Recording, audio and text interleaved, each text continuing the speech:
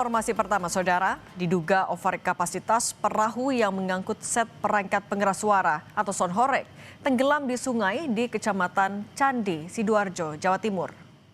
Mas, baru nih penyewa.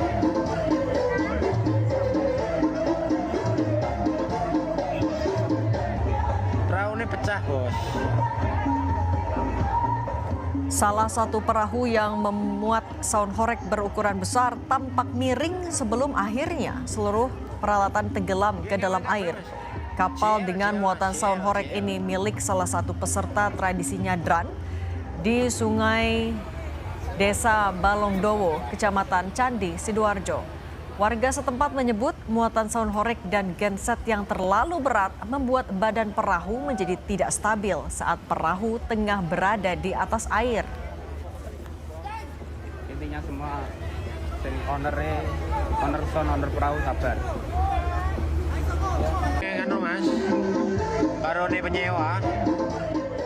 Memang ada acara nyadran.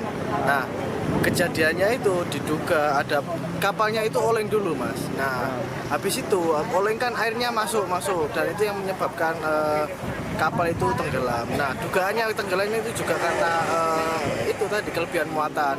Satu ada sound terus diisi beberapa orang.